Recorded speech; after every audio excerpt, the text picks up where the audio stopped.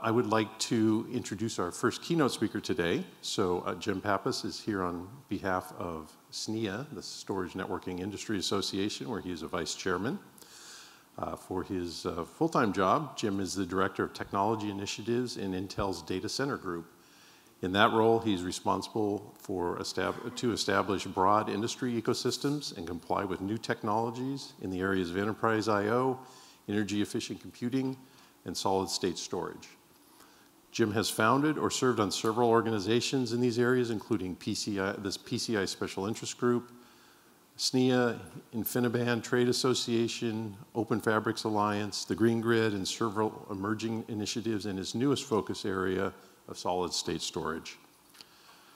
Jim has previously been the Director of Technology Initiatives in Intel's Desktop Products Group and successfully led technologies such as AGP graphics, DVD, IEEE 1394, instantly available PC, PCI, USB, and other advanced technologies for the desktop PC.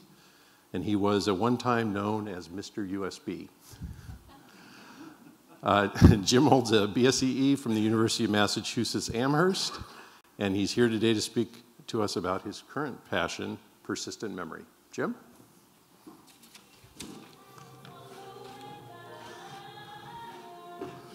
There you go. Thank you. Good morning. Can you hear me okay without? Yeah. It's coming through clear? Okay, I'm Jim Pappas. I work for Intel Corporation, and I'm the vice chairman of SNIA, as Dave said. And so today I'm wearing a SNIA hat. So we'll talk about persistent memory. You could ask me anything about what SNIA is doing. You could ask me about what Intel is doing. I probably won't answer. But because that would kind of ruin my industry neutral hat that I'm wearing today. So with that, so a little bit about SNIA. SNIA is an organization. We've got 160 member companies. We've got 3,500 active contributors out of those companies, and a few others from other beyond the companies, like some academia and other people who are involved. And we reach about 50,000 end users, particularly in the storage space. I'm here today to talk about persistent memory, which is one of the new efforts. I had the honor a few years back to approach SNIA and make the argument that we should invest heavily and lead the industry on persistent memory. That's a big thing what we're going to talk about today. Here we have this trend where there's always this balance between memory and storage in the platform. And we see this moving much more towards memory over time. I'll talk a little bit more about that in the future. And there's a couple of major trends that are happening. One is on-package memory, which brings memory closer than the DIMM sockets and moves it actually into the processor so that it could even execute basically a new tier of memory that's even faster.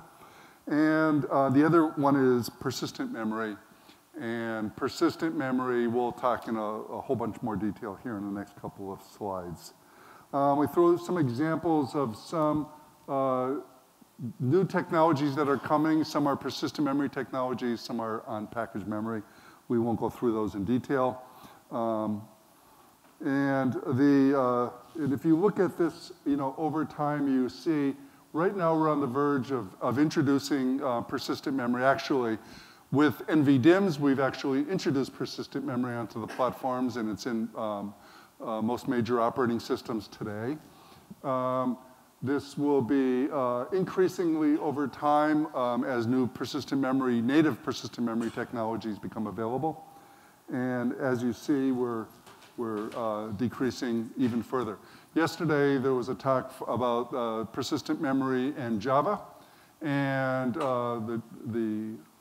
one of the themes that came out of there was, from an applications point of view, there will come a day when applications really just think about memory. They don't need to think about storage anymore. Of course, storage doesn't go away, but it will be handled by someplace else in the system. In terms of the application programmer, it'll all be about memory. So inside of SNIA, in addition to being the vice chair, I run what's called the Solid State Storage Initiative, which is everything solid state, and persistent memory fits underneath there. And here are some of our top initiatives that we're running, and today we're only going to talk about the first one, persistent memory. So what does persistent memory bring? It's fast like memory, and it's persistent like storage. It's got those two characteristics to it. And that's really a critical point to what we're talking about. Pragmatically, if you look at it and what's different, you could think of this as we're taking what looks like storage and we're adding them to DIMM slots. It's going to, it'll look like memory in terms of its physical characteristics, and it'll act like memory in terms of how you access it, load store, but it will be persistent, so it'll have that characteristic of memory. So what does fast like memory mean and persistent like storage? So let's look at some relative speeds here. So we'll start off with, I could tell you, so memory operates in tens of nanoseconds. SSDs operate in tens of microseconds, and hard drives operate in tens of milliseconds. And the issue with this is that, as engineers, we can get it. We can look in one's, 10 to the minus third and one's 10 to the minus ninth, and we could understand that as engineers. But if I say, hey, Alan, let's meet in 10 nanoseconds, or if I say, let's meet in 10 milliseconds, we can't feel the difference. That's the issue. And one of the things that when we talk about numbers and big numbers, or decreasingly small numbers, infinitesimally small numbers, if we can't relate to it, it's really hard for us to feel the impact that's going to happen. So there was a guy, Gary Ornstein. He used to work for Fusion IO, smart guy. He had this way of describing, it was a different problem he was describing, but I liked it, so I stole it. And he says he stole it from a graduate student. I think it was at Champaign-Urbana, and we don't know where he stole it from. So I've given the lineage for this as deep as I know how to go. But the idea is to slow down the computer to human speeds. So instead of operating at some number of gigahertz, let's slow it down by a few billion X, and we'll make the clock speed 1 second. So every second, the computer could do another operation. And let's further humanize this. You're the computer, and you have a 1 second clock already. It's just, it just keeps going, right? So so we will make this a human heartbeat. So every time your heart beats, you get to read or write a piece of data. That's the computer that we're talking about here. It's you. So now your computer, you just got yourself a new SSD. It's your pride and joy. You spent a lot of money out of your pocket to get it. Boy, it made your computer faster. You're absolutely delighted. So that's, instead of being tens of nanoseconds, that operates at tens of microseconds. So what is that? It's 1,000 times slower. So it's 1,000 heartbeats. So what's 1,000 heartbeats or 1,000 seconds? It's about 16 or 17 minutes. So what does that mean? You walk a mile. You walk a mile and you get a piece of data. And then you walk the next mile, you get the next piece of data. That's what SSDs are. Is there anybody from one of the hard drive companies here? I hope not. I'm gonna really get you. Sorry, guys. Apologizing in advance. So hard drives, what is it to operate your hard drive? Now it's tens of milliseconds. So it's another 1,000. So, if walking a mile, you could walk 1,000 miles. But I'll give you some mechanical advantage, and I'll give you a bicycle. So you could get on your bicycle in Seattle, and you could ride it to Miami, and you get your piece of data. And then you get on the bicycle, and you come back, and you get the next piece of data. So that's probably, you could feel this a whole lot better than 10 to the minus third to 10 to the minus ninth. This is what we're talking about in terms of speeding up the platform, speeding up what we know of as storage. It's actually a little bit, by the way, it's a little further than that, but I ran out of continent. So we'll round it down. You're slow bicyclists. So hope that drives home the point. Yesterday there was a talk, the Java talk, and there was a number of questions about the persistent memory. And there were a ton of questions about, well, just how fast is persistent memory? Is it the same as DRAM? Is it almost the same as DRAM? Is it closer to SSDs? And I assume some of you were in the room. And the only thing I could say is you're thinking about it all wrong. Because it doesn't really matter what the speed is, as long as it operates in particular ranges. So here, at the top, or the bottom, we'll start at the bottom, we have this green range here. We'll call that the NUMA range. So what happens when you have a CPU has a cache miss, and now it has to go to DRAM? Well, what does the CPU do when it does that? Well, it waits. It stops for a second, or maybe it does some speculative processing. But it waits. The memory comes in. The cache line loads up. The data is now inside of cache, and then it keeps going. And why does it stop? Why doesn't it do something else? Well, because there's not enough time. It's so fast that it doesn't make sense to do anything. If you wanted a context switch or something, the overhead's too great. You would slow down by doing that. On the other hand, up here on the top, this red area is, that's where you have to do a context switch. That's where that's where storage lives. All storage lives up in that range. And why do you do a context switch? Well, you just can't afford to wait for the amount of time it takes to go off the storage and back. It would, the machine would be unresponsive. And then there's this little bit of range in between. So these are Doug Voigts from HPE, one of the guys who's been leading this persistent memory stuff. This is his slide. I grabbed it last night and stuck it into the deck because of the questions that came up yesterday. There's a range in between. For sure, if it's a couple hundred nanoseconds or below, it's in the NUMA range. It's memory. It's anything above a couple of microseconds, 2 or 3 microseconds, it's storage. And then in between, it's, what's your application? What's the processor architecture? There's 1,000 little implementation details. You can go either way. But these are good guidelines on using today's technology of where you would make this differentiation. So, what people were talking about here was yesterday, how big is this line? Well, it really doesn't matter. It's in the green zone. And it doesn't matter if it's exactly the same speed as memory. We'll talk later about NVDIMMs. NVDIMMs are exactly the same speed as memory because they use memory. So it's not the speed of the devices. It's what does the system do when it's memory or when it's storage. Does that all make sense? Any confusion here? OK. Good. Now, notice that this is a log scale. So these bars are compressed visually. To kind of put it into context, this is probably, let's call it a foot on the screen here. So how tall is this great NVMe SSD? The best SSD we've ever made is, it's 3 orders of magnitude more, so about 1,000 feet. That's the Empire State Building, roughly. So it goes from a foot to an Empire State Building. This next one, a SATA SSD, that's another order of magnitude, so that would be roughly 10,000 feet. So that's higher than any building will ever make because, pragmatically, who wants to have supplemental oxygen when you're sitting on the top floor? Certainly the CEOs wouldn't sit there anymore. And then finally, hard drive industry. On this log scale, about 2/3 of that line is above the Kármán line. And for those of you who aren't for any NASA guys here, I talked to somebody from NASA. It's not here. Kármán line is what NASA considers the demarcation between Earth atmosphere and space.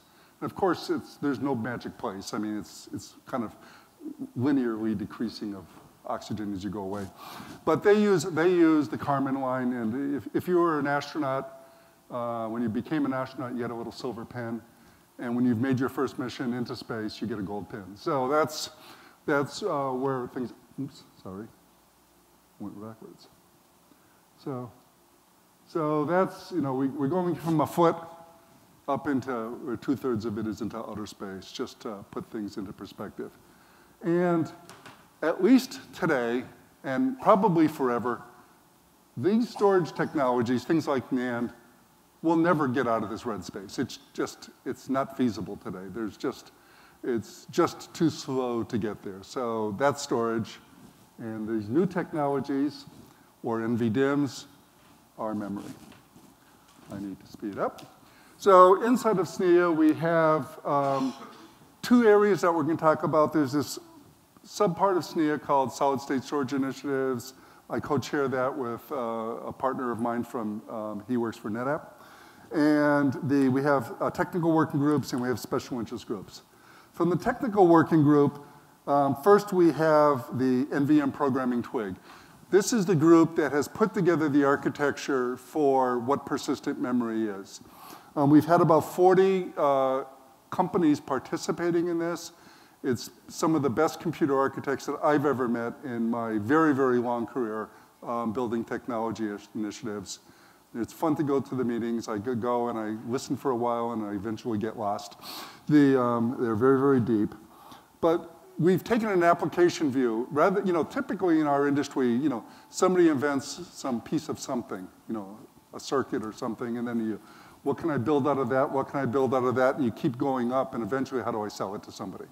Well, we started from the application. What does applications need for persistent memory? And we've been working downward. So it's achievable today with NVDIMMs. It's built for tomorrow. We did this thing knowing that there's new media that's on the precipice of showing up. And we did this thing in a very, very neutral, vendor-neutral way. And as proof of this, the programming model actually stops short of APIs. We do not define APIs. That's a job of the operating systems. So we have two operating systems that have been very, very active here. One is Windows, one is Linux. It's in the Linux kernel, support for persistent memory. It's in Windows Server 2016. We had, Moyer from Red Hat one time and Christensen from Microsoft talking. And afterwards, when I gave a recap of the day, we made the joke that we could have handed the presentations to the others. Either company could have given either presentation because their implementations are so close to each other. That's what the programming model did. The programming model defined what does an application need, and then the APIs were defined to do that.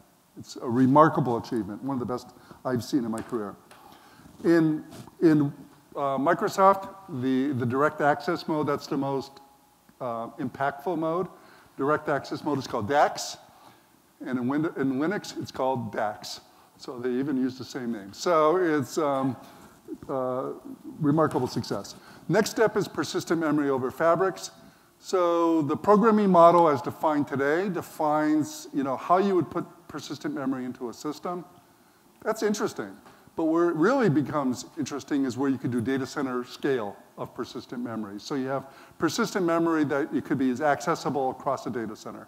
And persistent memory over fabrics is a technology or set of technologies that will deliver that. Some of the things, like for instance, if you transfer data from one machine to another today, when you transfer that information, you get an acknowledgement that the information was transferred. You also usually send it as a block. So with persistent memory, you may not change a whole block. You may change 4 bytes, and if you have to transfer 4,000 bytes, that's 1,000 to 1, write amplification factor. That's not very good. So we want to be able to send information that's more on the boundaries of how we access memory. The other thing is that this transfer of information, we don't want an acknowledgement to say that it moved from one machine to another. That's not very useful. We want to know that it's been made persistent on the other platform. So when you get an acknowledgement back, now we know that it's persistent. It's been made persistent on the other side of the wire. And this requires changes to all the NICs and stuff in the world, and we're driving that architectural change right now as well. This shows where the progression is going to go. I'm going to jump to the end because I only have a couple minutes left. And we're here now, and without persistent memory, we have this disk driver in here, and that's what takes a tremendous amount of time, that and the media itself. We're moving to where the disk driver could go and have a persistent memory file system. Then we add libraries. Those libraries are under development right now. There's an open source project. and it's called NVML. Everybody I know in the industry who's designing applications are doing NVML. But ultimately what we have is compiled applications that are persistent memory aware, and they directly access persistent memory. So it's a simple load store out of memory. That's storage. Everything that in storage, the stack, everything that we do to make storage work today boils down to a simple read-write out of memory. And it's persistent.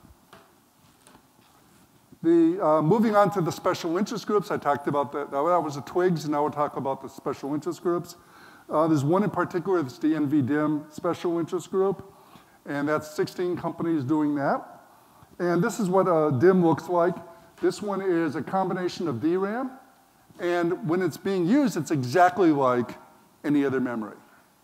And on a power failure, there's also this NAND flash, and the controller takes all the DRAM information, it stores it away safely into the NAND flash, and then when the power returns, it does the reverse operation, and all the data is still there. That's and it has this little power supply. Oops. This little power supply back there that is doing horrible with my clicker here. Okay. It's Supercaps that keep it alive for this transition. Then these are perfect for, persistent memory is perfect for these DIMMs. This is, you could implement persistent memory today, and there's a lot of innovation. And they're small in size. They're the size of memory capacities, not storage capacities, where this new media will be. But the interesting thing is that even with small capacities, sometimes persistent memory, those of you familiar with tail of log kind of issues, this speeds up a computer so much, or a data center, it's making a huge, huge difference. So in summary, there's one more point I want to make here. Over in the showcase right next door, there is a NVDIMM setup. We have a system with 5 different companies, 5 different NVDIMMs operating in the same platform. That's work that happened by a sister organization of ours called JEDEC, who's been defining the NVDIMMs. And it's that work between SNIA and JEDEC that has helped make that happen. It's totally interoperable. These things work very well. And Marty here will be happy to demonstrate it to you later on. Please go see that. So at the end of the day, I talked about what we're doing inside of SNIA. We have technical working groups, how we have special interest groups, and I hope I convinced you that SNIA is really had picked up the ball and is the organization that's been making persistent memory happen. So it's an open organization, and please join it. It's open to any company. For those of you who want to learn more about persistent memory, we do hold every year in January. This year will be January 24th in San Jose. It's an incredible event all day, specifically about what we're doing around persistent memory. If you're interested in this, highly recommend that you come. With that, I'd like to thank you.